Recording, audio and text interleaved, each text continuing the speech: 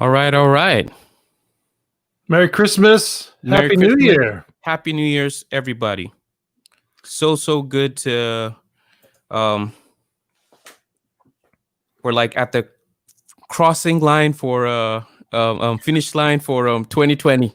No, man, You it's know, not a finish line. It's the exit out of 2020. It's not a yeah, finish line. We didn't go in any glory. This is like we're trying to escape 2020.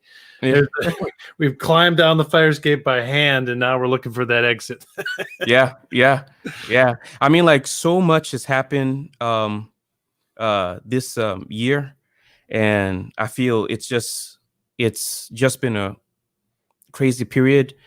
Um, I've had a lot of friends, a lot of family that like we have lost in just such a short period of time. And it's like 2020 is just trying to squeeze out as much as it can get, and so many people are going through so much right now. Our prayers are with everyone.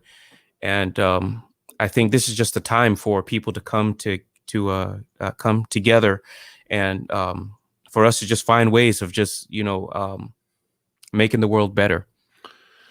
Amen. And as Amen. Amen. Nigeria crosses over before us, we're here to kind of raise the spotlight on it again. I think this is something we've struggled with being here in the U.S., trying to advocate and be a voice for Nigeria. We've had some great people be involved, but it's 2021 is a whole new struggle. So Mhm. appreciating any prayers and support we can get from everyone around the world, not just from the U.S. So Yeah. Um, Christmas has been, we normally have like that type of thought or like view on like how Christmas is the time to love. It's just this peaceful period that we get to enjoy so much. But I feel that this Christmas has kind of felt a bit different. We have had to distance from our family members because of COVID. And I think even COVID is just, um, it's just different, I think, in all parts of the world, with how people are responding to it here in the US and then back in Nigeria too, how just the reactions to it. It's just crazy, thank God we have like the vaccine and, I know that the services are doing all that they can to see how the vaccine can go out. People can get vaccinated on time. And we really have to pray for them and their leadership, that God will give them wisdom to really coordinate everything. But I just feel, it's just been but crazy. So we have to be hopeful. it's been one of those years where it's as they say, the devil's in the details, in the sense that COVID's one thing, this racial reconciliation and racial justice is another. Nigeria had their own NSARS thing. I mean, it's and compounding that is the sheer fact that people are still being killed, kidnapped, displaced in Nigeria, and the world is not giving a hoot. I could say something else, but we don't have the bleeping button ready to go. But yeah, it's been one thing after another, and the constant in all of last year was that people continued to die. I mean, we reported, our researchers, our reporters reported over 3,250 deaths in this last year, from January 1st till a couple days ago. Even today, I'm sure there's going to be a few that we're going to report on later. But this is something that the world just takes as, oh, it's normal, and that's a sad thing. Mm-hmm. And like, I think that even this period, that's probably, I would even say something that I feel I kind of struggled with too, because for me, where's God in these kind of situations, and just kind of thinking about just what has been going on and trying to analyze just where I'm at in the mix of all of this, and it got me thinking about how, maybe the world is not as different as we think it is, because as issues on police stuff was happening here, when I would look and kind of see like the NSARS movement and stuff coming on, how different are the two let me not say movements, but issues, that the communities feel that we need to address this, or we need to look at this way, you know, and just so much to think about, and to just kind of absorb. So I just feel that this is just a time for us to just really kind of just say, let's kind of look at things. There's persecution in Nigeria happening. This Christmas has been such a hard period for a lot of people. Just yesterday, there was the issue of is it the 5 Christians that Yeah. we kind of saw, that were executed, and then then just trying to hear whether the Nigerian government has made any statement, because we were trying to figure out, what is going on, and I even feel like the saddest part for me is talking about a lot of these things when you start to talk with the people, and trying to confirm certain things and figure out different things. I can even say half of the stories of the attacks that come out don't even make the news, don't even make Yeah. a lot of the articles that we post. A lot of the heartbreaking stories of how family members had to deal with certain things, even with just the kids that are being kidnapped at such a young age, like we constantly think about like their mental health. What type of trauma will they have to face, just going through a lot of these things. So And that's the thing that, it's so difficult to try to relate this to anyone outside of Nigeria. I mean, even West Africa, people get it, but as soon as you get more further away, Europe, London or UK, US, people they just don't, it's so far away. Even yeah, though the images, we can keep showing them images, they'll keep thinking, oh, I saw that already. I saw it, but it's not. It's a different image that they're seeing yeah, every day. But they're so numb to the fact that, you know, they think this is just their problem. Let them deal with it. It's not us. yeah, But it is. It's the whole. I mean, as a Christian, it's the body of Christians working together for something. As the world looks at helping, that's the whole helping hand thing. Whether you're a socialist, a capitalist, or whatever you are, this has got to you've got to react to this. You've got to yeah, take up arms, not arms. You got to take up your voice and raise it. The yeah, arms have been taken up, and we've got to stop this. So yeah, I don't know. I mean, I you talk to people, and with Trump's latest thing, trying to give out money, trying to give out more money on this next relief package. People are saying, well, look how much billions are going towards foreign governments. Let's give them the $600 check, and let's give that rest of us to us. Well, that's well and good, but let's look at the details of that, right? What is it? mhm, Why are they giving money to other countries? Who's getting it? What gain does it have? Yeah, there's people are struggling here, but I don't know. I mean, these are discussions people aren't willing to have. They're just willing to throw their hands up and think about themselves. So yeah, yeah. I mean, for me, I would even say ever since I joined the Icon team, and even just being like a Nigerian, there's so much that I've gotten closer to coming to understand. And I joined around the time that I just don't like the headline, but like the Plateau boy that was going back to school, and that was around the time that I had joined Icon, and I was just scrolling through Facebook, and there was some video of his own execution, and I started to look into the story, and um, it was a child that actually did this. I think the paper said that the child was like 10 years old, was it? And you know, in both ways of the story, it was heartbreaking for what happened to that student, and it was heartbreaking to know that a child at 10 years, for me, what hit me was that's his education. That that that from that age is what it's like they are saying, this is what we are going to teach him. you know.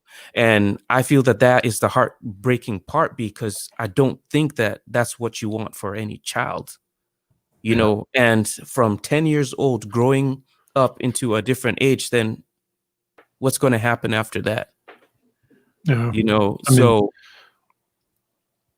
these are the things that just, continue to not make sense to the world. I mean, it's just first and foremost, let's look at the Nigerian government. We've got the federal government system set in. Buhari's been in president since 2015. I'm mhm, not making any comment on him personally, but as performance wise, if I was to evaluate him as a politician or a foreign government, he's failed. He came in claiming, Jonathan's kind of let Boko Haram get worse than they are. He's going to solve it. He's going to stop it. He didn't. mhm, His security forces have been being killed. Not only are they being killed, but they're allowing Boko Haram to kill others. Right? The mhm, economy, COVID has taken a hit on the economy. I mean, there's going to be zero growth next year. That's going to be anything verifiable in the sense of just jobs or income. yeah, So yeah, what does that reflect? We talk of these things, but yet he still maintains his seat. So yeah, yeah. I if mean, you're a true leader, you've got to take a step back and say, I failed. Right? and I feel that that's what the issue is. You know, is it wrong for people that voted you into your seat of leadership, of power, to say that we have an expectation for your position there since we put you there?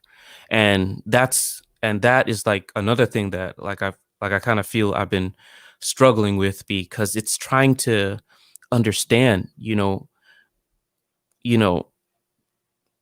isn't there any sort of, I mean, is it that bad that we can't see any little spark of hope in any direction that we look at when we look at the issues that are in Nigeria? Yeah. You know, I don't know, Well, you there's know. there's always hope. I mean, that's what keeps us going, AJ. I mean, you know that. I mean, there's always the hope is the people are strong, the people are resilient, the people are ready to make an impact in the world, Mhm. but they keep hitting walls. And in my case, if I was to hit that wall, I'd turn around and maybe walk away. Maybe try to climb it, whatever. But I think by and large, you see the strength of Nigerians. They're trying to tear that wall down as much as they can. They're not putting Yeah. up with these lies and whatever. So, but at the same time, they're climbing that wall, tearing it down. They're being killed on the other side. They're being stopped on the other side. So it's not even just a wall; it's an armed wall. It's preventing them from even trying. So it's hard to watch and see continue day after day killings, attacks, rights being trampled upon. So Mhm. And like I feel that that's where like the whole end SARS movement thing comes in. You know, I just feel that there's something beautiful when people can just stop and just say that we have come together on a specific issue and we believe that we need to get something done. Like it has bothered us this so much that we feel something needs to get done. And I feel even for the youth, they are innovative. They want to try so many ideas. Like you go to school and you learn all of this stuff and you are eager to go and put your hands in the mud, to, experiment and to try different things. But, you know, I can only imagine what the Nigerian youth has to go through with all of these different things that are, you know, yeah, hindrances for their own success, and for them to say, hey, I can better my community, I can better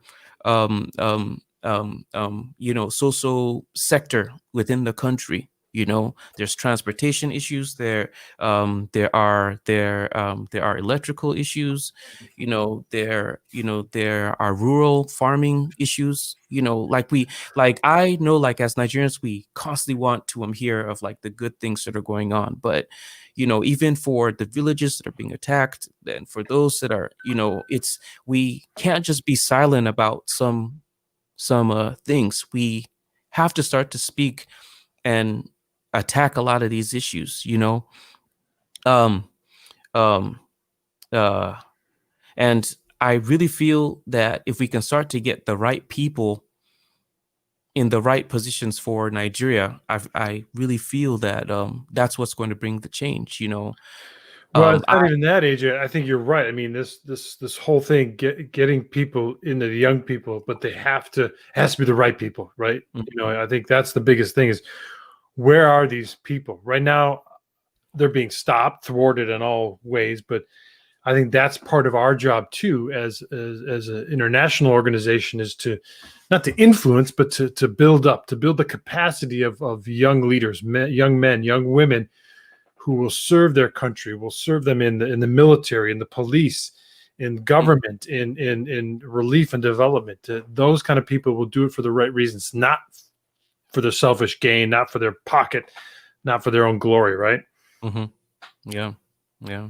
Because I feel that, and like I've severally said this, where is the Martin Luther King of Nigeria? Where is the Gandhi? Where is the Nelson Mandela?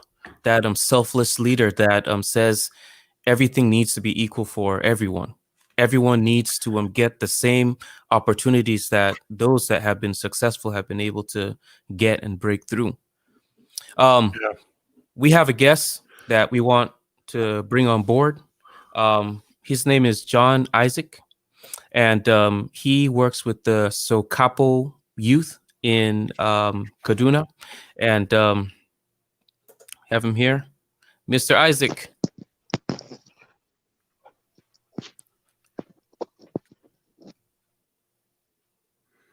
Hello, Mr. Isaac. I saw him and he left. He was right there. He was right there. He was there and he's gone.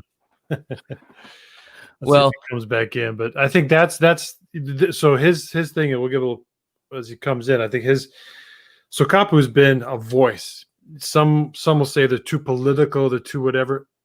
They're a voice for the Southern Kaduna people.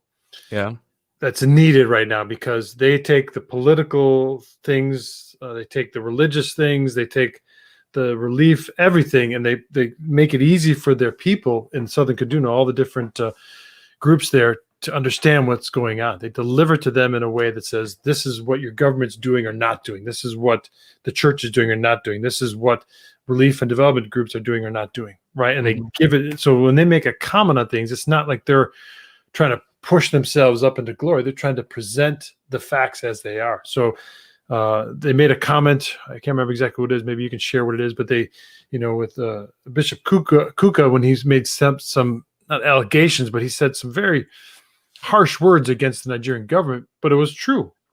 Mm-hmm. So we need people like that. Oh, I'm sorry.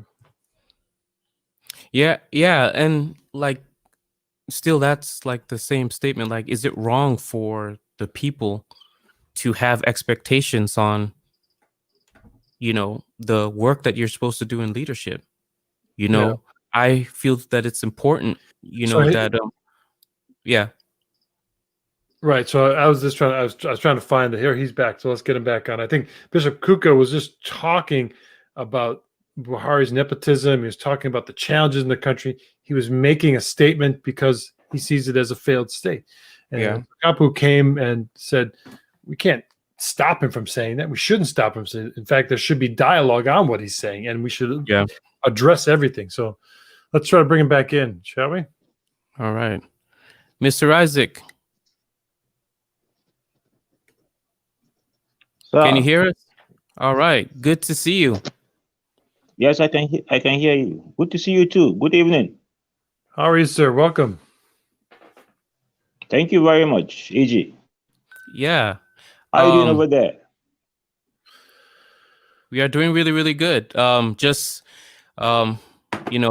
are just kind of thinking about the spirit and the feel of this season right now, and thinking about what is going on in Nigeria and in other parts of the world, as so many countries are dealing with so many different things, and leaders are in some of the oddest situations, so and just kind of thinking about the way forward. What can we do as Okay. people, and what is needed for our leaders. We were just talking about Sakapu and the work that they have been doing in Kaduna, and we just want you to just kind of introduce yourself and some of the work that Sakapu has been doing, as we have seen you in some of the articles, as you have been, trying your best to be vocal on some of the issues, and to use your voice to encourage the people in Kaduna. Can you just tell us more about yourself and Sakapu? Thank you very much. My name is John Isaac. I'm the National Youth Leader of Southern Kaduna People's Union. That's SOCAPU. SOCAPU is an acronym for Southern Kaduna People.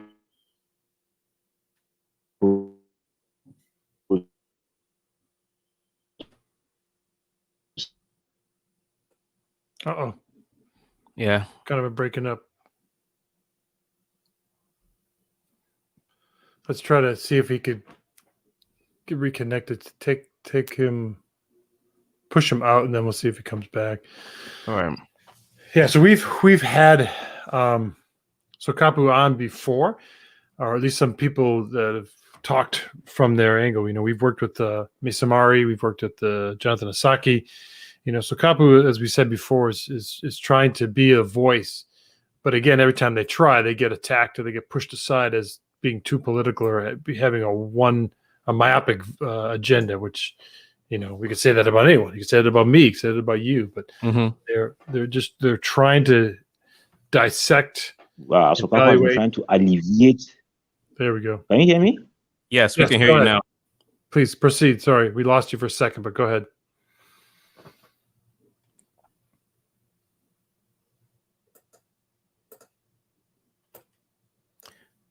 All right. So just before he finishes up here, these are just, I feel that these are some of the issues that are going on in Nigeria.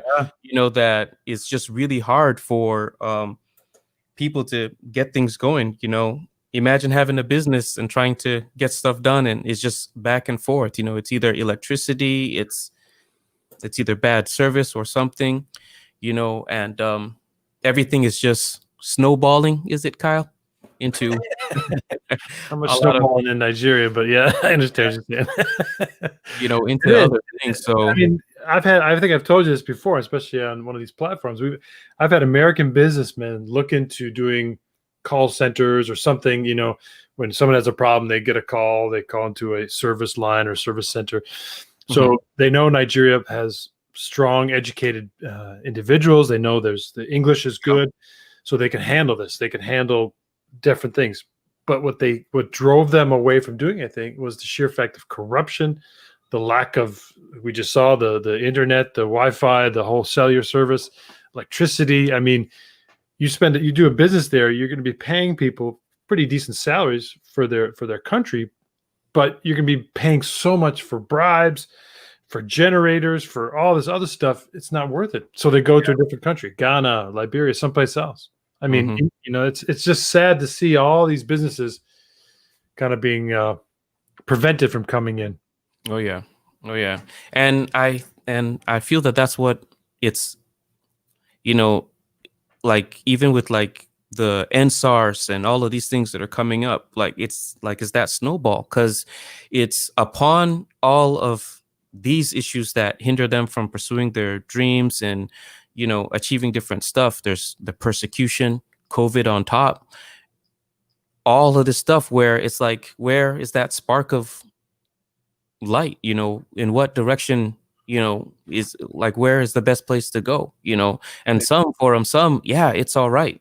Things are going to be better. It's going to work out the way that it should. But, where is that kind of sign of hope that, yes, it's there, and I think even with us having discussions like this, it's to let those that are not aware of these things to say, hey, what are these guys trying to say? What is really going on here? Like, what is the situation on hand? Where a lot of the things that we would want to do even here within the States, we have opportunities of, being able to just say, hey, I have an idea and I can go and meet, Bill and Jim over here and say, hey, how can I put this together? And it comes together. But like in Nigeria, as you said, it's a different calculation. It's, it is the issue of light. It's the issue of this, it's spending and spending and spending and spending until, that flow is just literally kind of out, so. And that's just going back to, again, with the stimulus package, right? We're coming back with Sir Jay, but the stimulus package is this whole thing of helping foreign governments is not to throw money away. It's to invest in them so we have a relationship with them. So we better the people so that they are our allies, right? So I think that's the whole purpose. And again, it needs accountability, all this stuff. So let's see if we can get Mr. J to come in. Sorry about the connection. Can you hear us? I'm not getting you. Can you hear us? Hear us?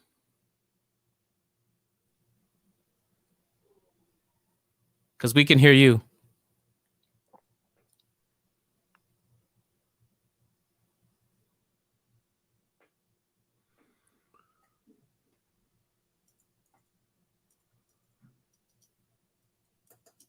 Let's see if we can bring him back in. Can you hear us, sir? I think it's, yeah. I think that there's some sort of delay. Definitely delay and definitely some issues. So, So, well, I mean, so again, these kind of things, it's unfortunate. I mean, people like this should be able to be given the ability to speak, whether personally or organizationally. But here we go. Like the electricity, the internet connections, just the sheer, even the fact that there's laws that are being promoted or proposed that would ban people from this, or it would be a crime to say certain things, right? I mean, where are we if you can't comment on the government? I mean, imagine the U.S. Well, the president's one thing, but if someone started making comments against someone else, right, or another politician, we'd be no one would be held accountable. It would just be free reign. Whatever you say is fine, or not fine, because you wouldn't be able to say it. Yeah. And and still, it's like the same thing again with the fact that, I feel people should be able to question this stuff, to say, like, what is going on? Ever since like the Nigerian independence, it's like it goes one way, it goes another, it goes, but we haven't seen like a clear and path that even the people can probably just say that, yes, we are headed somewhere, and we need to work with each other to get to that point. We have another guest, Mr. Lawrence Zango, who has been working with ICON corresponding from Nigeria. Mr. Lawrence, how are you? Lawrence, welcome. Thank you very much. How are you today? How was your view of 2020 in Nigeria? Wow, the 2020 was so very terrible, horrific, from the attacks, killings by the Fulani, Boko Haram, the COVID-19, and a lot of challenges, and the EndSARS protests. It has been a lot. Yeah. We pray that 2021 will not be like 2020. Well, let's pray that, yeah. But you've been involved with many things. You've been to places like Sokoto, you've been up to Chibok and other areas. What has been your assessment of what is happening, not just with the people on the ground, the people that are displaced, but those what is the government doing enough, or is it doing anything to help victims? Yeah, let me start with Sokoto, most especially Chibok, where a lot of these killings is going on,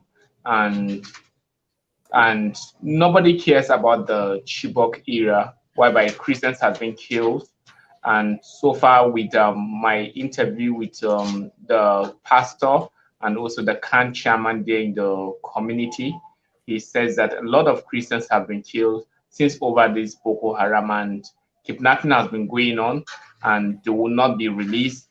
And the government don't care to visit Christian community whenever they've been attacked. So there is actually kind of silent in such area. And there's this lady, Patience Ishaku, on the 21st of December 2019, that she was kidnapped. Up to date, she has not been released because she was not able to say the Kalma Shahida, kind of an Islamic statement. She was not able to say it. So for her not being to say that word, so she was being taken away, and up to now she have not been released. But it will surprise you, there are Muslims that are being kidnapped. Immediately they do their negotiation, they will negotiate and release them. But white Christians, they will not, because of their faith. And there's also Dorcas. Dorcas, she's 19 years, just early this year too. She was also kidnapped by the same Boko Haram. And up to now, they asked her to kind of recite some words of the book of an Islamic word as a Kalma Shahida, and she was not able to say it. Same, she's not yet released up to now. So there is a lot of this thing going on up to date. Patients' parents have been crying. That's Mr. Gali with his wife. They've been crying, begging the government, but yet they didn't give them, and no listening ear has been given to them. They are so much silent because of their faith. Christians are suffering. Imagine they have nothing to do. Even with the present elections that went on in the southern Borno area, no Christians were being given the opportunity to be voted or to vote for a Christian. They've been silent already. So that's the beginning of the persecutions. They don't give them work.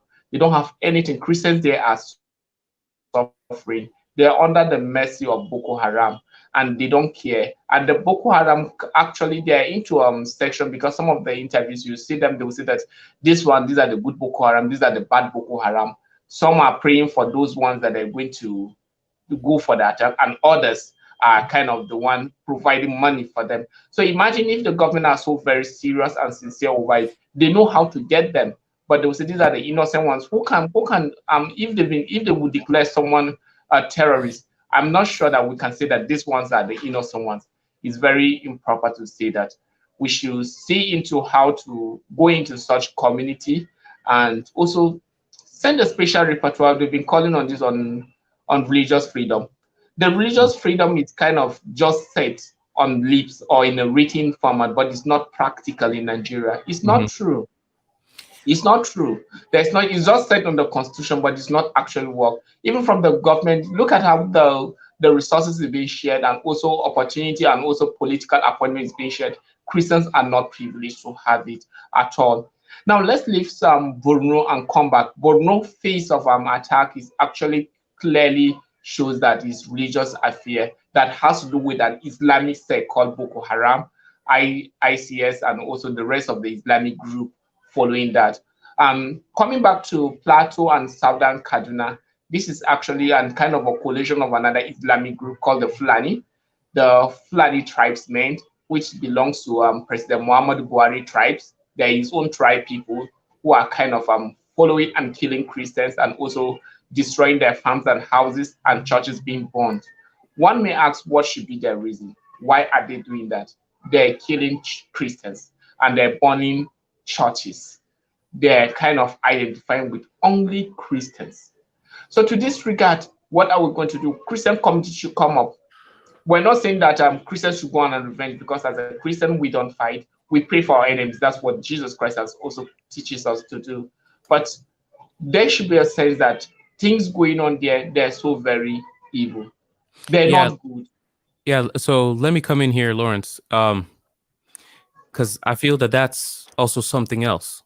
Like I understand like the stereotype of not just accusing one group of being the perpetrators. So that is why it is down to Fulani militants.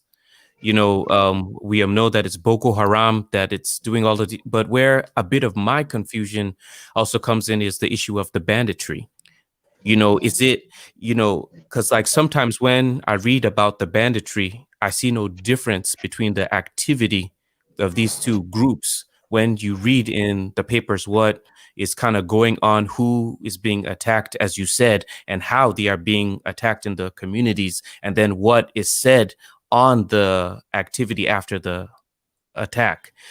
So would you do you see like the banditry and like the killings all being the same sort of activity that is happening when we talk about attacks and persecution in Nigeria? Or is it actually the bandits are just a different group of just thieves that just go around robbing and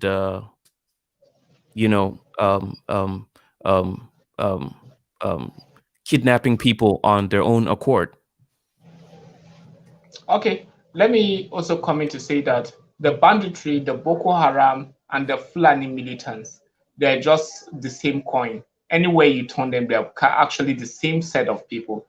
They are all Muslim. They can be identified by their religions.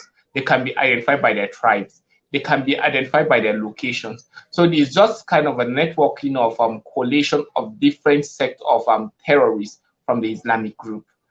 Bishop Kuka has raised that voice on that. But you see, immediately after that, the Northern Youth Group were kind of against calling for his arrest because they know who are the Boko Haram, they know who are the terrorists, they know who are the Fulani militias, and they know who are the banditry. The word banditry is just a name, just a political name to kind of beautify the terrorist view. But if not, they're terrorists. The banditry is just a point to just make it to look so very beautiful, to make to explain it to people. Is a political statement by the government. Yeah. Most of them they call for their negotiation. If they're calling for the negotiation, the Katsina State Governor Masari also called for the negotiation. They know them. The Masari is a Muslim and they're also from the same tribe. They know them. Yeah, and so, that's the thing, AJ. So banditry, in all our research, it's a new word. Yeah, the last 3 or 4 years, you did before that you never saw it. So it's a way, as Lawrence said, it's a diversion tactic. It's a smokescreen. It's whatever you want to use the term to say this is the same, one and the same. So it's still Fulani militants. It's still ISWAP or Boko Haram or Ansaru. So it's they're just using a different terminology to make it seem like, oh, this is not as severe. It's just as bad, if not worse. It just has a different name. It's still the same, But like I think that's what I wanted to clarify, especially for some of the people that are listening that have been following on some of the articles that we post that might not understand. Because like in one article, you would see banditry, like there is so much that is happening, but it's like it all has a different name. So is it all the same activity, or is just, so a lot of this stuff needs to be made clear. All their funds to do their dastardly deeds, Yeah. And a government will say, oh, we didn't pay the whatever. Yeah, you did. All these things they're just funding themselves. So yeah, let's bring in Solomon as well. So Lawrence, stay with us. Let's bring in Solomon, see if his stream works this time. Can you hear us, sir?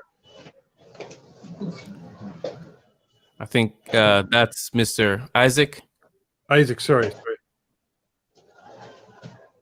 Can you hear us, sir?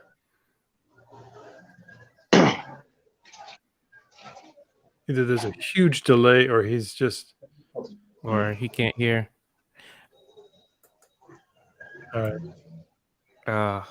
Let me see. Why don't you send him a text and see if he's hearing us at all. Lawrence, while we still have you, as you look into the next year, 2021, what are some of the small things that Nigerians themselves can do to make Nigeria a better place? So individuals, what would recommendations could you recommend for individual Nigerian people to do? Okay. Yeah. First, I will say that I will appreciate international communities that have put interest on Nigeria, most especially ICON and other groups, and PSG too. that have put interest to know of the silent slaughter. First in also calling other international to come in and get reports and true reports and genuine reports. Once you have the information is power. The true information, not just a paper that has been quoted without being specific how true or how genuine this thing is going on. Not when they say that worship places have been burned without knowing which of the worship place. So we should kind of be specific. 70 people were killed. Who are the 70 people that were killed? Let's try to get the location and know who are they and how were they killed and why were they killed. And other things also, I've been in some of the IDP camps that has to do with the where Christians are staying. No food relief has been given to Christians where they've been displaced. No assistance. Even I was kind of being shocked seeing from the United Nations and other top humanitarian organizations that were not even giving assistance to such communities. So we see there is actually a reason that in 2021, we should ensure and also give support to Christian communities that who are suffering. We have a lot of widows in Borno. We have a lot of widows in Plateau, Southern Kaduna, and orphans who can't go to school, the orphans most especially. Who will give them hope? They need to have hope. So they need actually good support. They need good assistance, and because they're suffering. And churches has been born.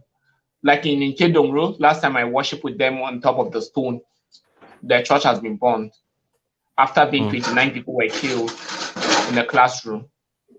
So I think there'll be a lot of effort to see that in 2021, we pray that there should be no attacks anymore longer, but now there should be assistance, a relief assistance to this community, and justice should be done by sending a special rapporteur on religious freedom to Nigeria.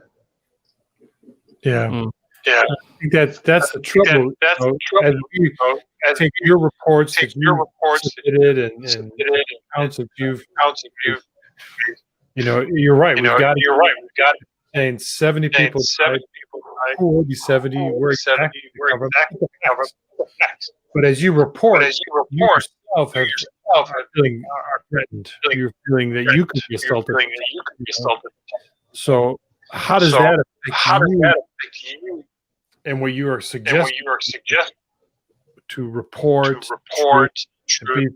I mean, you feel free to make your reports. If you get an article, you feel confident, you feel afraid that the government will attack you.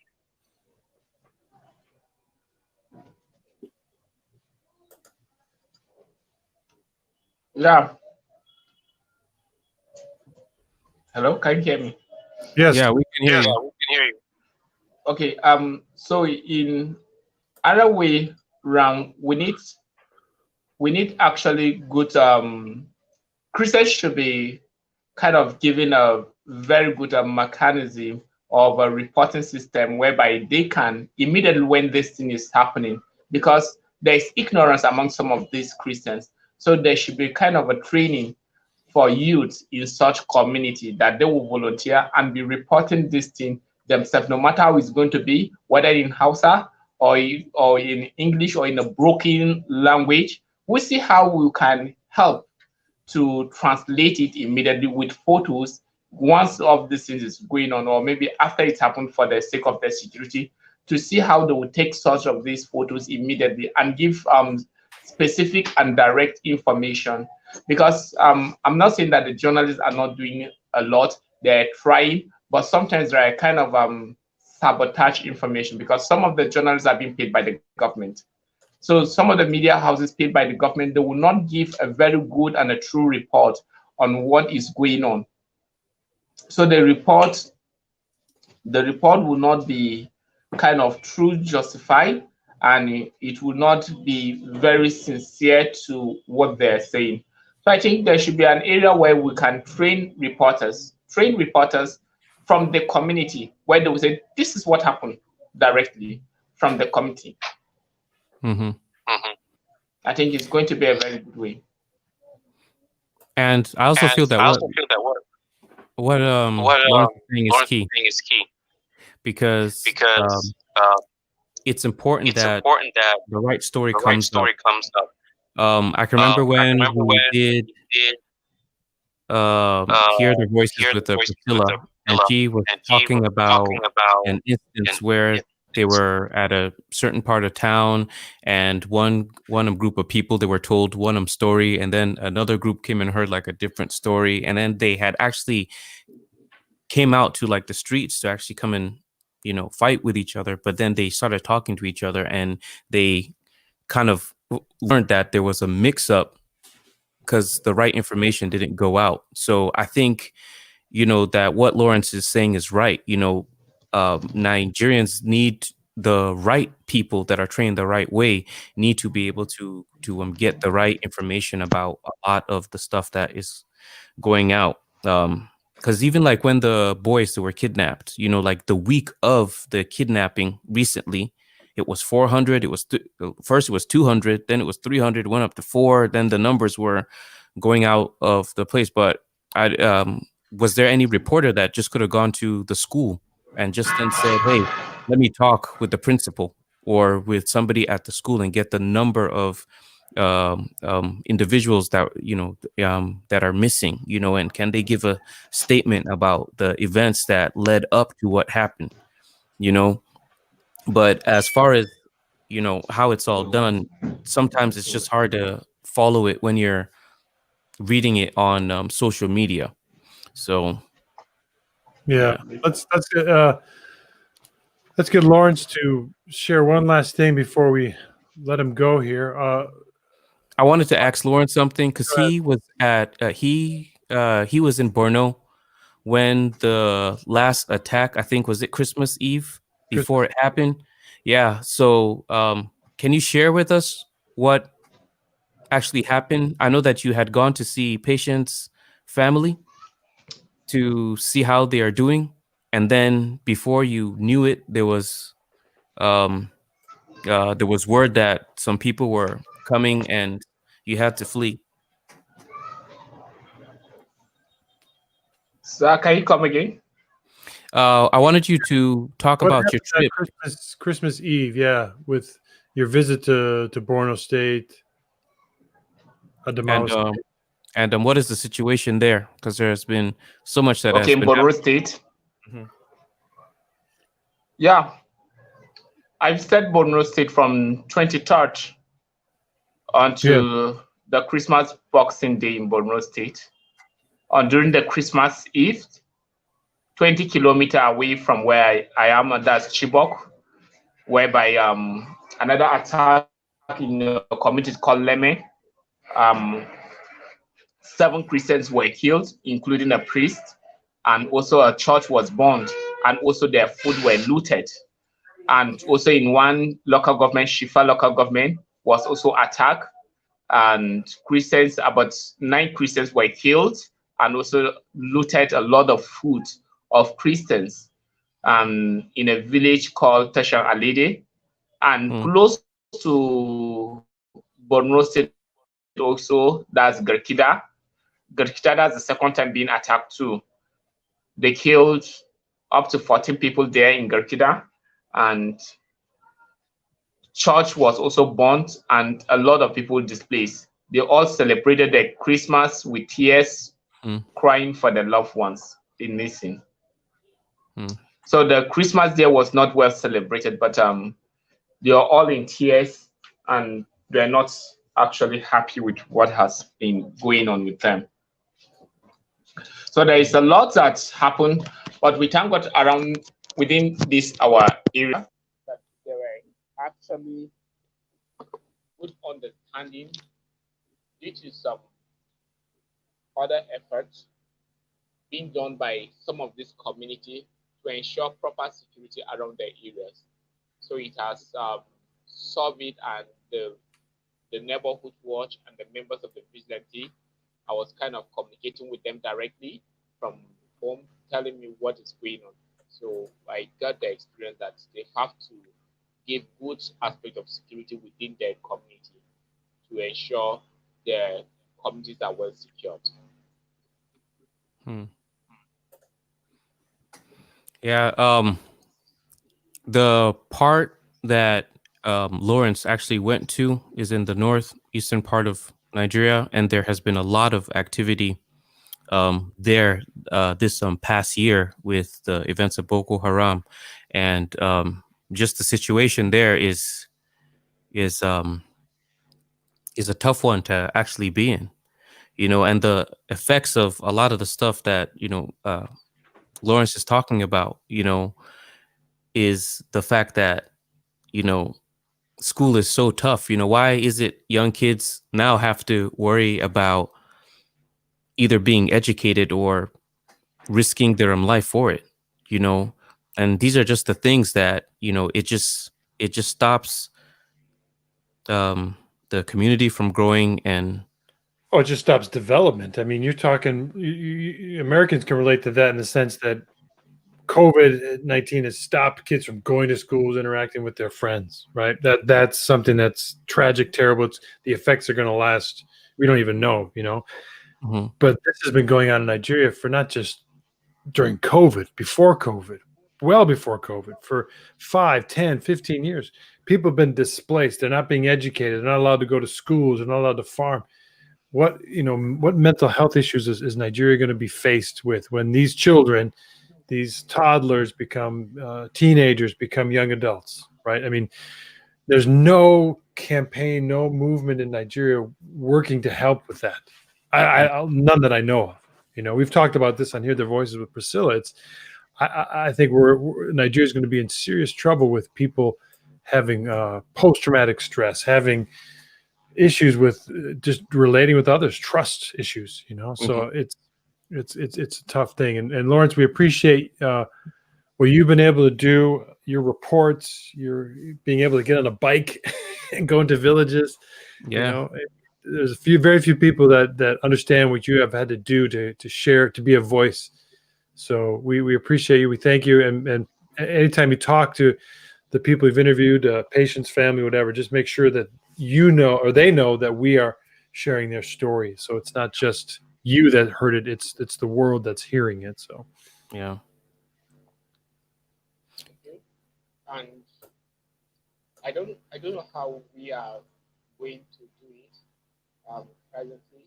If there should be kind of an interview to have the father live on kind of on a call, or invite him maybe to any other place for a discussion, or maybe anytime you're in Nigeria, we can see how to invite him up to take some interview. Yeah. yeah, we'll plan. We'll try to make that plan. Yep. Great. All right, Lawrence. Thank you so much. I feel I feel like it's kind of hard to comprehend, part of like the situation that like the people are in, and what they have to deal with. I know for a lot of the women that they have to deal with either losing like their husband or like their children. Dealing with trauma in Nigeria, like I see it as like a new thing, Yeah. even like normally whenever, tragic events happen within families, all people can do, or neighbors, we just come together and just cry. We spend the day with those that are affected, and just sit. If it's in silence, we just sit there. If it's just holding each other and just, that is the only way that we know how to deal with the trauma, and then after that, it's just life goes on, but I think that in this day and age, just the amount of people that are going through it, who is going to comfort who, when your whole entire village, the same thing happened to everyone, so how is it that they can deal with a lot of the stuff that's happening? And I feel that that's just like the saddest part. And I mean, the whole thing, you're right. I mean, the whole thing with COVID is like, everyone in the States, it was rare that I knew anyone who had COVID. No one in my family's had it. Mhm. Well, I won't say who, but there was someone I know that had it, and that was like the first one directly in my connections. But in Nigeria, everybody knows someone who's been affected by the crisis. And I can't say the crisis, the killings, the genocide from Boko Haram to Fulani militants. Yeah. Everyone knows someone. They know they can pinpoint a village. They know a relative, a friend who's been affected by it, and it's going to get worse. I can't see next year it stopping. Not with the way President Buhari is doing, not with the new administration of President-elect Biden coming in. Things, I can't see it getting better. Yeah. I pray it will. I want to believe it will, but I just can't see it. Yeah. You want to try to get Sir John again? Yeah, because I really wanted him to come on. All right, Mr. John. Can you hear us now? You are on.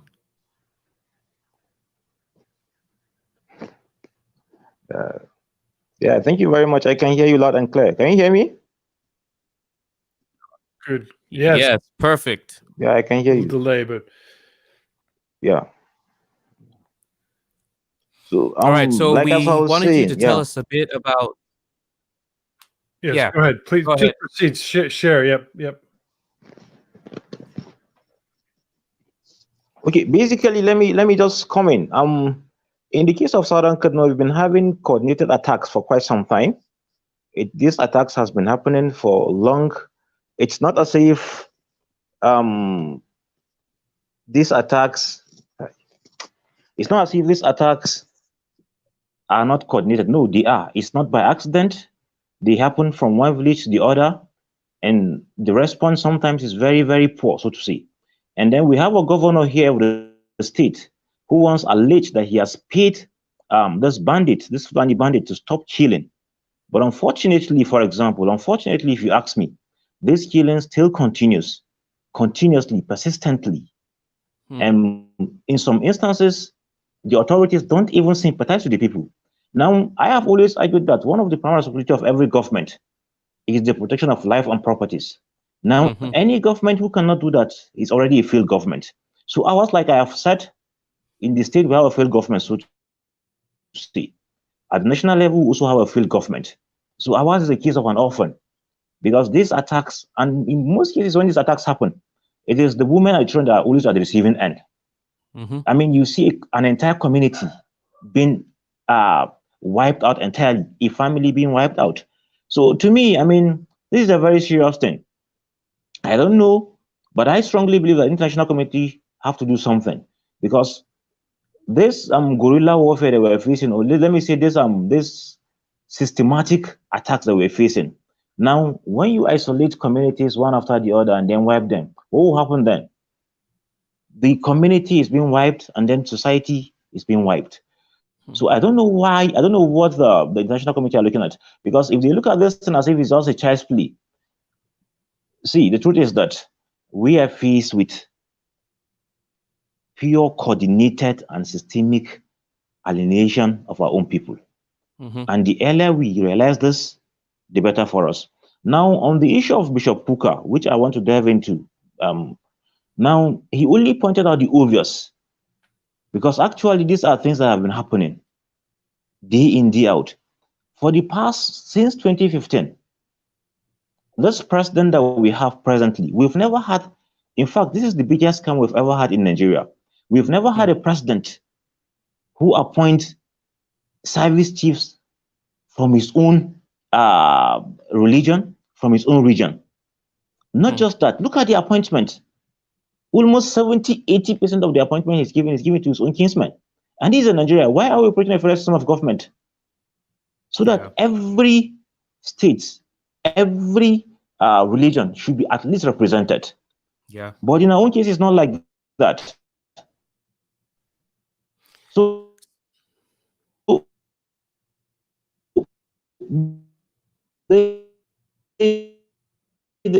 it's what is lordship? But unfortunately, forum, the youth wing of that same body, which has been spearheaded by Yerima Shetima, went ahead to call for the arrest of Bishop Kuka. It's a very unfortunate thing. Why should he be allowed himself to be dragged into this murky politics of tribalism, bigotry, and sentiments? The nepotism going on is just too much. It's just too much. It's just too much. So, and unfortunately, instead of him to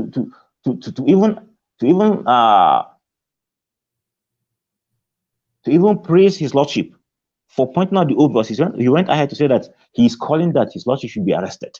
Let me make this thing very, very clear. His lordship is not the first person that made such calls. For example, the Sultan of Sokoto made it very, very clear that that North is the most unsafe place to live in Nigeria. Yeah. Not just that, Hakim Baba Ahmed, who is the spokesperson of the Ariwa Consultative Forum, also made similar statements that Mr. President should simply resign because day in, day out, people are being killed in the North. Now, I do not know the North Yerima is talking about, but if it is the North that I reside in, if it is the North that North is, in fact, what we're facing now is that bandits, Boko Haram, Fulani herdsmen are having their day freely. They operate with so much impunity. Let me give you one instance. In Southern Kano, for example, before they attack some communities, they used to write formally and inform the community that, hey, we are coming. And they come, they have a field day, they do whatever they want to do, burn houses, destroy farms, do whatever they want to do, and they leave. So the situation is so worrisome. Yeah. So, so Mr. Isaac, Charge I want to ask you this. You know, with what the bishop was talking about, like, we know that no matter how it is spun, something is happening because we are not blind to see the amount of people that are in the IDP camps and the people that are affected. But for those communities, as you said, that are helpless, that they don't have the security, they don't have the security forces, how is Kaduna, how is Sokapu helping in trying to ensure the safety of these people? Because I feel probably in an instance where if you can't get the help, probably maybe there is a way that the people can come together and then say, this is how we can do for our, or this is what we can do for ourselves. I've heard of instances of communities having the young Banga, right? And this young Banga, if I'm saying it correctly, they are like local vigilantes that they kind of stay up all night. And if they hear, yes, and if they hear anything or anyone coming, they have whistles. They make loud noises that the community can hear, just so that people can get up and just run. You know, I am not sure whether communities have ways of defending themselves. But how is it that these communities are trying to ensure their own safety? Because I think people in the international community need to understand either how vulnerable these communities and people are. If I can hear you correctly, I think you're asking how most of our communities have been able to defend themselves all this while. Now, you see, issue of defense that you see, you can't defend yourself. You can't defend yourself when you don't have the instrument of violence. For example, issue of defense, issue of safety, issue of protection is the constitutional responsibility of every government. Now, what we are calling is this. Of course, we've been shouting that people should defend themselves. But how do you defend yourself? Somebody comes with AK-47 rifle, and you only have a machete or a knife to defend yourself in the house. How do you defend yourself? That's the question. Now, that is why I've always called for the legalization of weapons. Because since these people are well armed, people should also be allowed to hold arms. With that, you can defend yourself. But in a situation where Mhm. you only have a machete or a knife at home, and then these people come with AK-47, AK-49, well armed, and then they wipe an entire Mhm. community. So how can the community defend themselves? Obviously, no, they cannot. And the laxity with which the government are even trying to defend our own people leaves much to be desired. Now, let me give you these instances. So, CARPA in its own self is not supposed to be providing palliative for all these victims. Mhm. But of course, we're doing it. We're not supposed to be doing that. Government should be able to provide succor for all these victims. But you find a Mhm. situation in Southern Kaduna, we have so many IDP camps. Government is not taking care of these IDP camps. Not even the state governor, the one at the forefront, Mhm. providing palliative for these communities, and then making sure that they reintegrate to their host.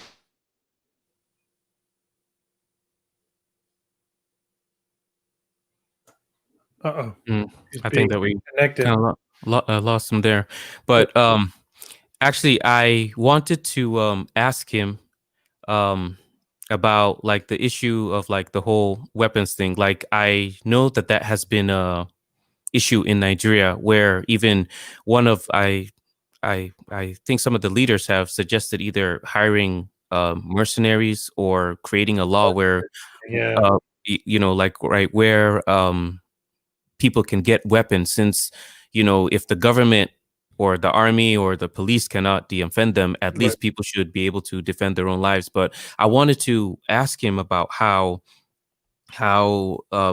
you know, could it be that making such a law that in the name of Let's bring him in. okay. Okay. All right, Mr. Isaac, if you can hear me, what I wanted to ask you, I was just sharing with him, Kyle, was in the instance where people are able to get weapons, what happens? Because right now there is an issue, but if that issue is taken care of, Yes, I can hear you. should people still be able to keep the weapons that they were using at that time? Because people have personal issues, people have Well, disagreement. hey, AJ, let's just ask him, because I think we may lose him again. Let's just ask him what is his opinion on the right to bear arms, and why isn't it being promoted in the legislature? Yeah. And with that, he's frozen. That's too bad. I mean, that's a good question, because I think what happens is, you know, these are the things that we as Americans continue to discuss, right? I mean, it's not the fact that we want to arm every citizen in Nigeria, and you know that's always a discussion here in the U.S. too. So how do we get to a point where it's discussed, it's researched, and it's approved? You know, we don't want illegal weapons. Like, here, the largest crimes are committed by stolen weapons or illegal weapons. But how do we stop that? You know, so I think that's where it'd be interesting to have. I think, you know, we've already have vigilante groups that are being utilized in Nigeria, and you mentioned mercenaries, which is a Yeah. different thing. The vigilantes have been there for countless years, decades, right? So, and they're allowed up to a certain amount of arms, a certain type of weapons to use. You know, they can use that. But mercenaries is a whole different thing. They were there in South Africa. If you remember, I think it was 2000. I want to say before 2015, before Buhari came in, there were mercenaries, or South African mercenaries, on top of tanks, driving down the streets of Maiduguri. I remember seeing pictures of this, and I've had reports from different people that been confirmed that they were there, and they did a good job. You know, they were invited by the governor or different people to come in and do this. You know, so if the military can't do it or won't do it, then somehow someone else has to fill in the gap. You know, otherwise we're going to have the Wild West, right? So how do we get to Yeah. that point? So mercenaries is one thing, right to bear arms, different thing.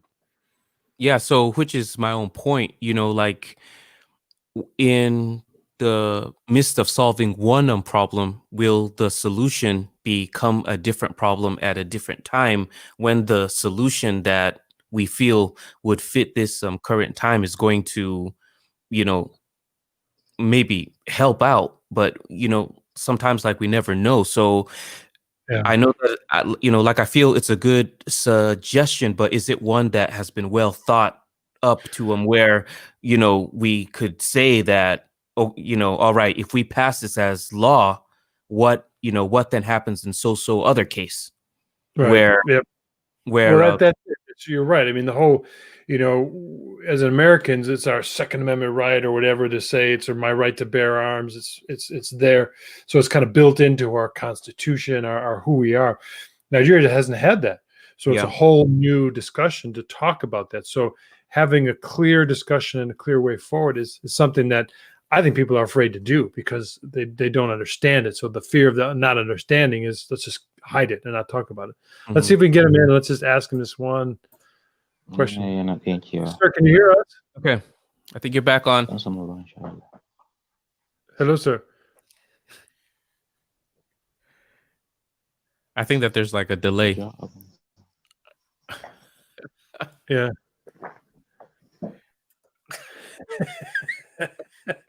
Let's all right. Let's try one more time. Let's make sure he's not drinking while he's there. Yeah. But let's ask him what is his opinion on why it hasn't been discussed. I can hear you now.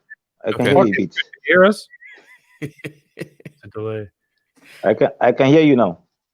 Okay, sir. We just had a question. I think I can hear you. I can hear you. Good. On the right to bear arms or right to hold weapons, what would it take, or why isn't the what would it take, and why isn't the discussion going ahead in legislature?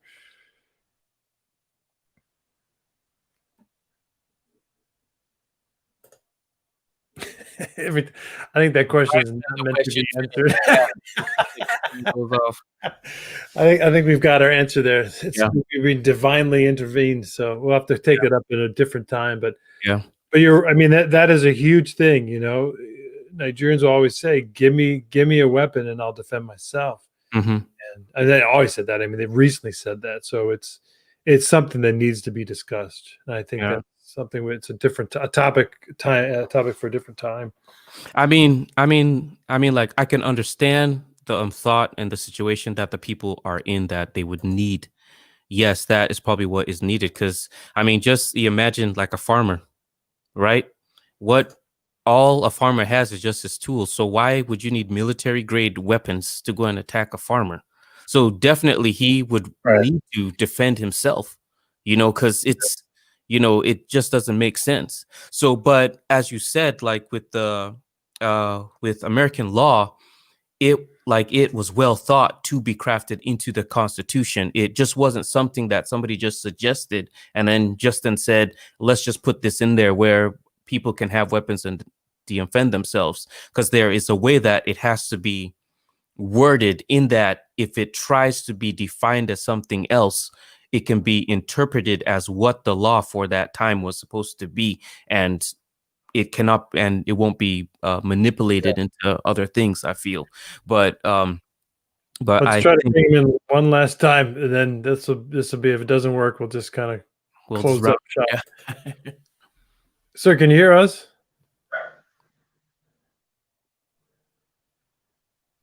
Yes, I can hear you. Okay. Did you hear the question we asked before about the right to bear arms? No, I did. Okay. Yeah, right to bear arms. Go ahead. I'm hearing you. Okay, so just answer us, if you why isn't legislative, why aren't senators and reps and governors and the president willing to talk about this? And what is your opinion on that issue of having people having the right to bear arms?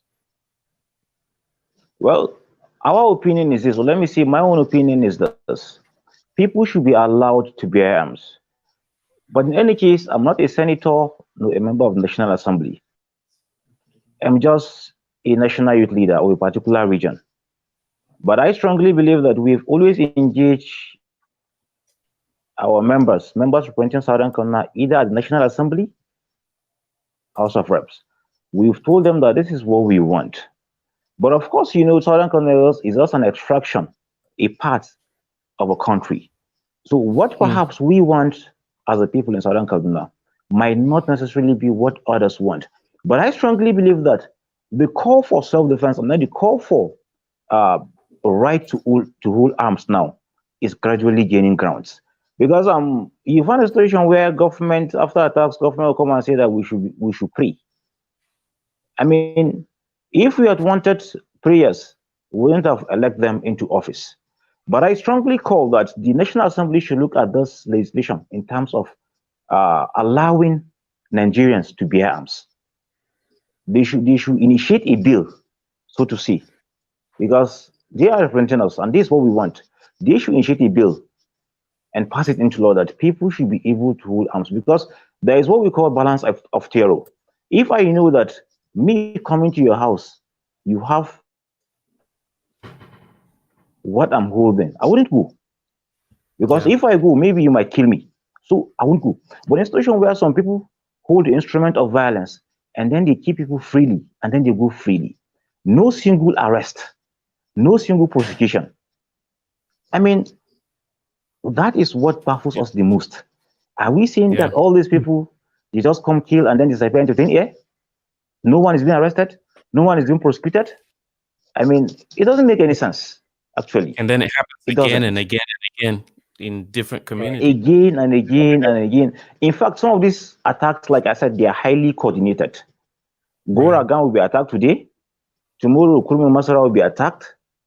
Next tomorrow, you hear Godoguru has been attacked. I mean, they are highly coordinated, moving from one community to the other. They are just on rampage. Yeah, So you somebody know, need to stop them. yeah, Kyle, I think that we should try to do like an episode where we can map how some of these attacks are encroaching into the cities, because we constantly hear about like these villages being attacked, and I have heard stories where the people are literally run out of the village and then they go and occupy it. Yeah. Yes. Yeah, those are things we're documenting as we speak. But I think this whole thing of gun control, right to bear arms, has to be discussed, because they're fooling themselves by not Very recognizing well. there's already illegal weapons that have come in. So what is being done to Yes. stop that, to remove those as weapons? So as you said before, AJ, when people come in with AK-47s or as John said, and you defend yourself with a stick, as Buhari said, in sticks, you're wiped down. It's not even a battle. It's a slaughter. So yeah. Well, sir, any last words as you look into 2021? What is something you and Sokapu is looking at trying to change or to do in the coming year? What are some of your expectations? Yeah. Well, I was of the people. 2020 has been a very bad year for us. Apart from the COVID-19, which of course is the least of our challenges. It is the Yeah. least of our challenges, because, like I said, the banditry, the Fulani militia, the what have you, are killing much more people in southern Canada than even the COVID-19. That is one.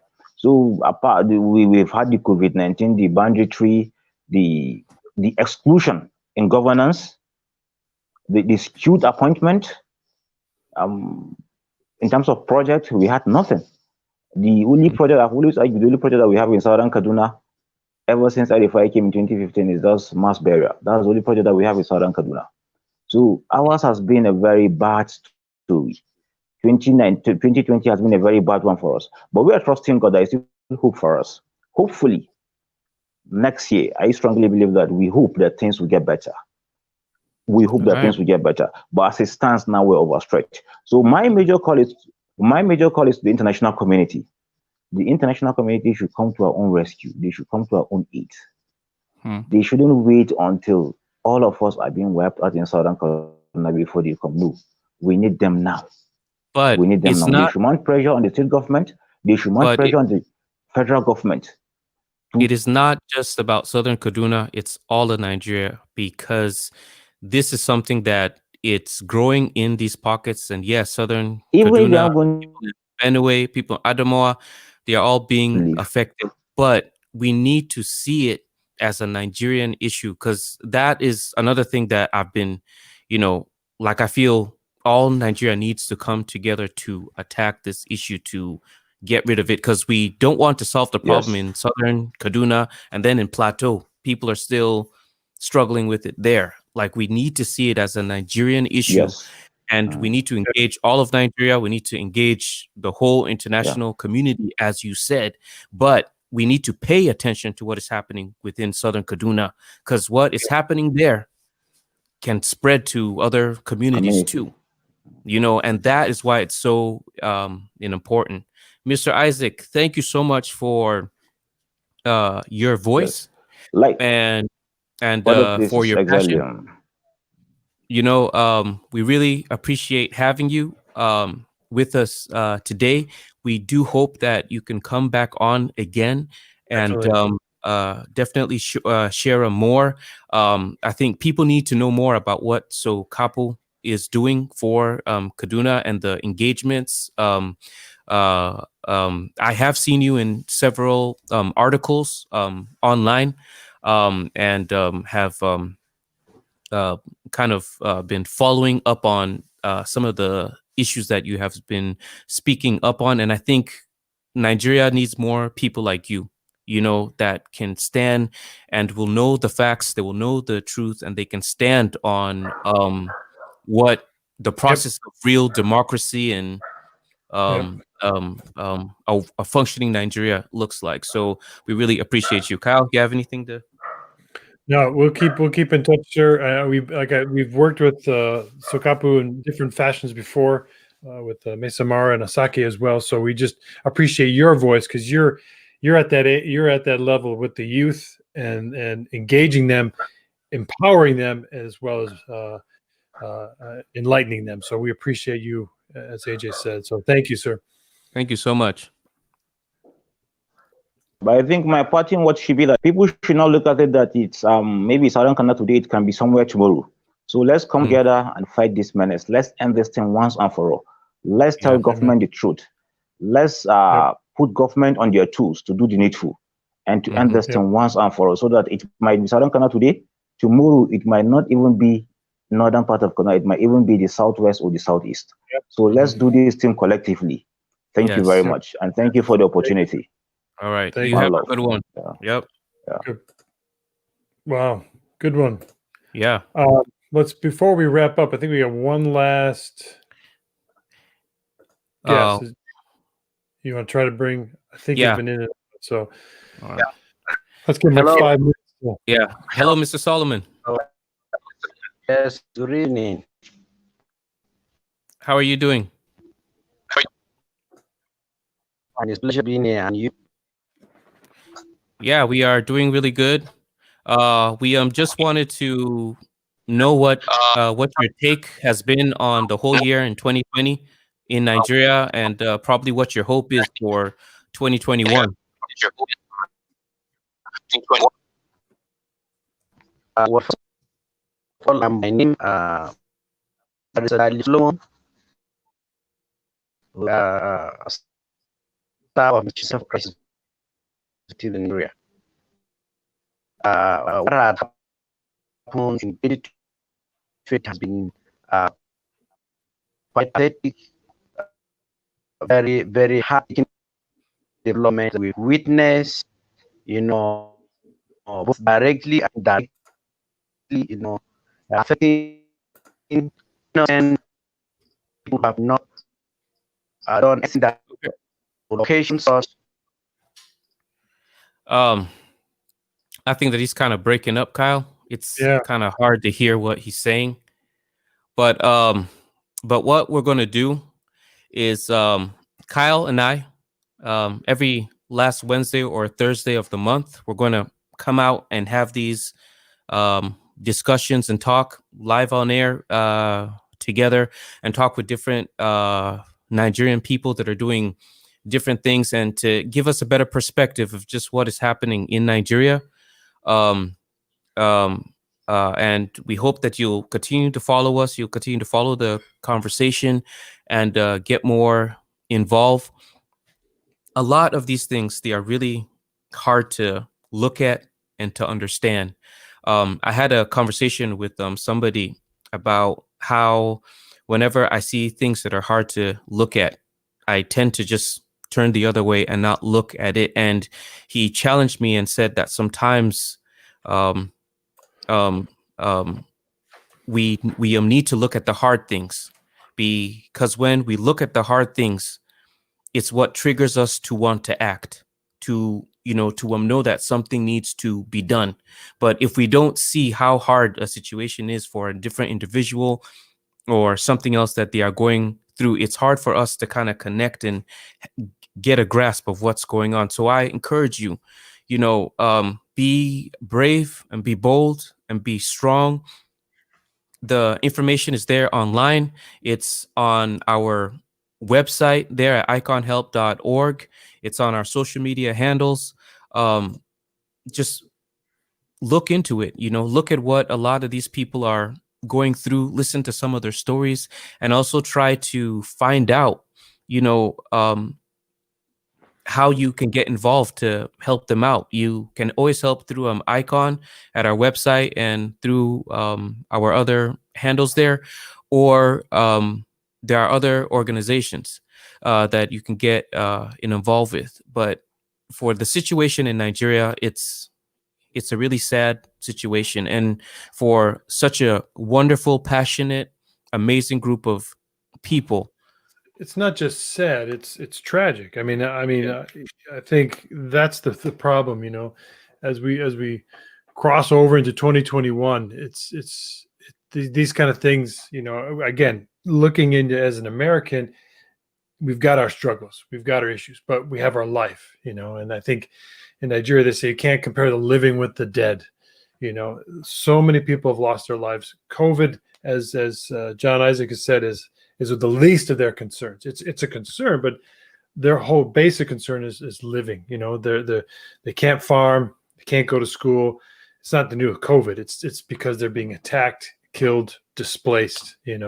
And the government, who's supposed to protect them through police, through military, through laws and legislation, whatever, not doing enough, if anything, to help stop the situation. So I think that is my prayer and hope for Nigeria, is that they continue to be strong, continue to share their voice, be a voice. We will continue to do that, as ICON does, on behalf of Nigerians to the rest of the world. We'll continue to work in the State Department, the USAID, Voice of America, wherever we can to share these events, these stories, these real life occurrences, this tragic situation that's happening in Nigeria.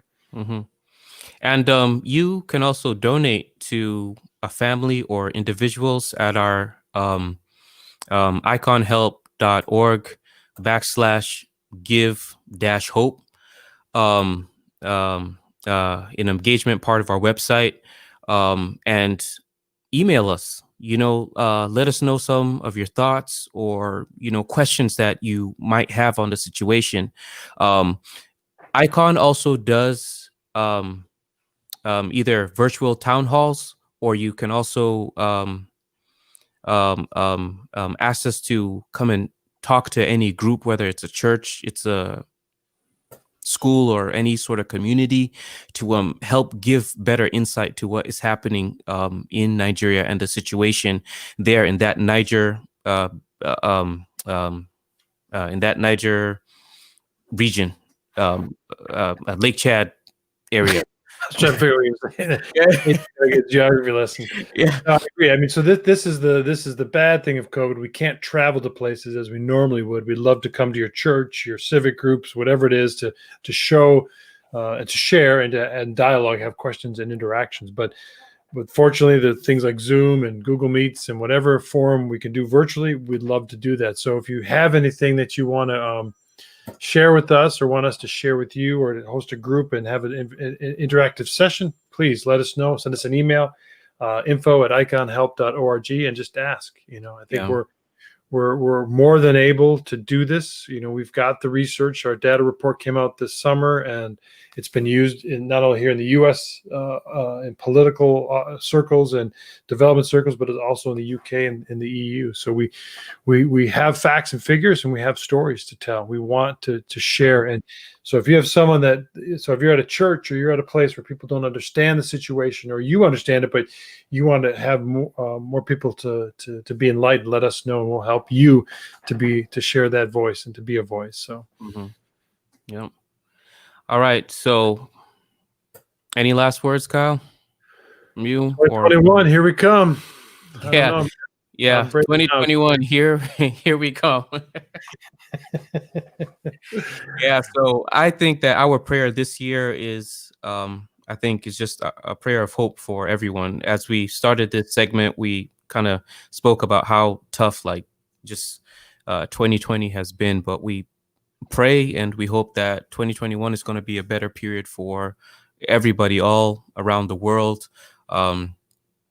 It will be a time for families to get closer together, friends to get closer together, mend relationships, and for us to be able to remember the lives of those that we even lost this 2020. So please, everyone, stay positive and help one another. So.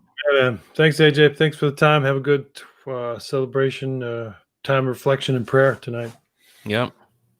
Great. All right, man. Yeah.